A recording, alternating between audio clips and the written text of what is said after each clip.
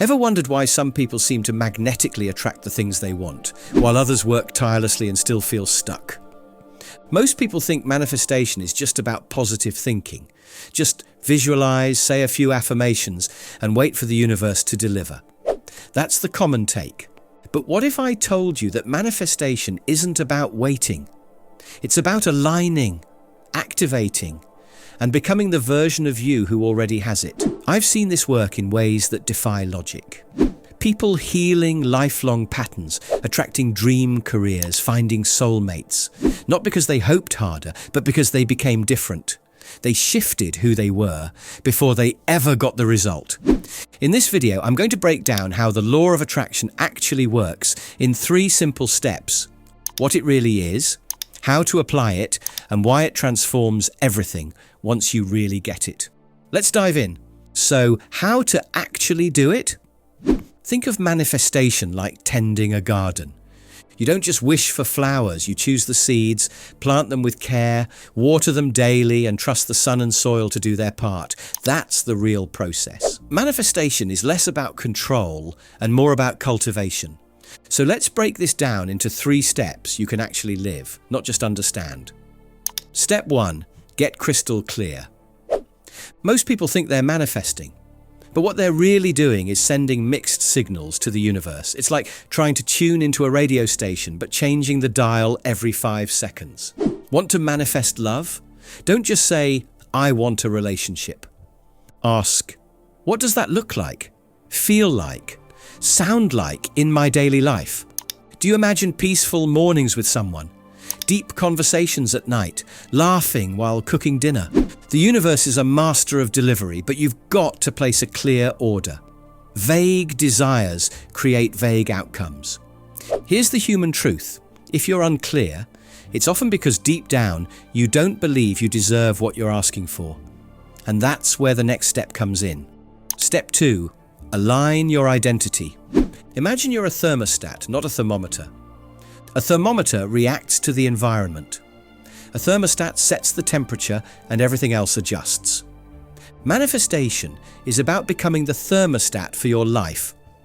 Ask yourself, if I already had the thing I want, how would I move through the world? Would you speak differently, carry yourself with more calm, make bolder decisions? Now, do a little bit of that now. Want financial abundance?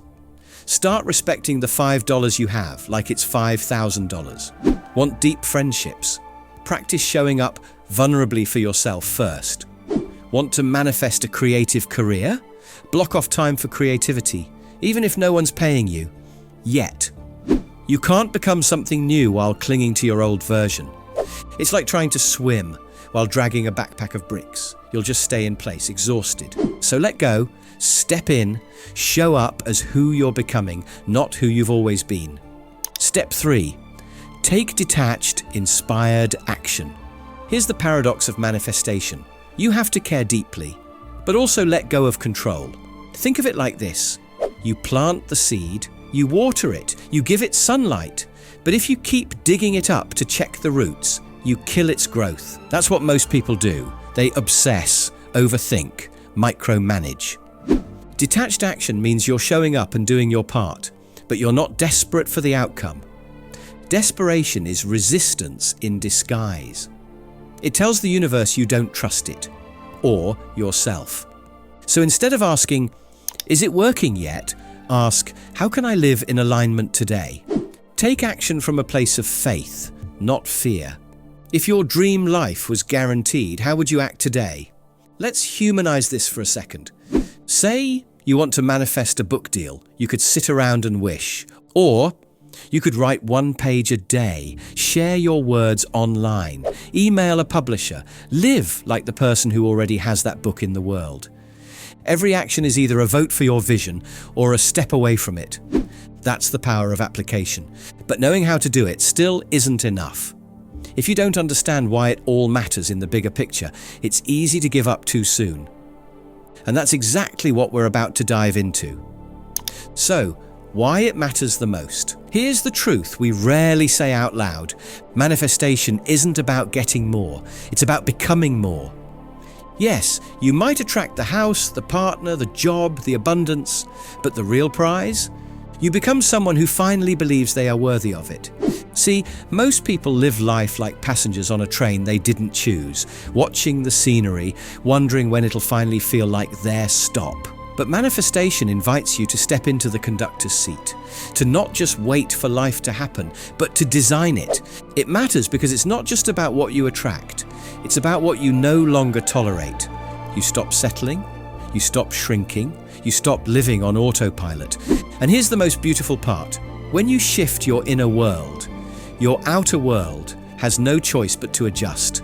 It's like tuning your internal frequency and suddenly realizing that everything you used to chase starts chasing you. Imagine you're a lighthouse. You don't run around the ocean begging ships to find you. You stand still, you shine, and what's meant for you is drawn in by the light you emit. That's why this matters.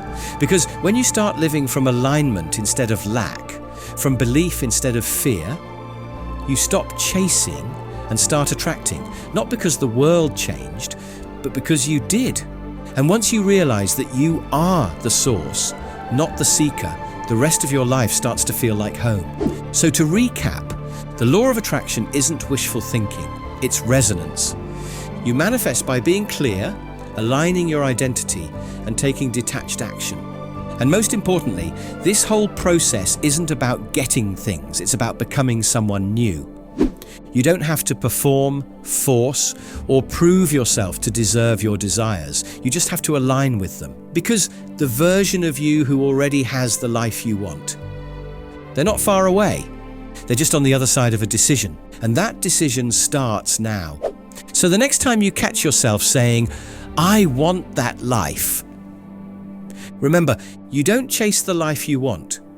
You become the person who has it, and the rest follows.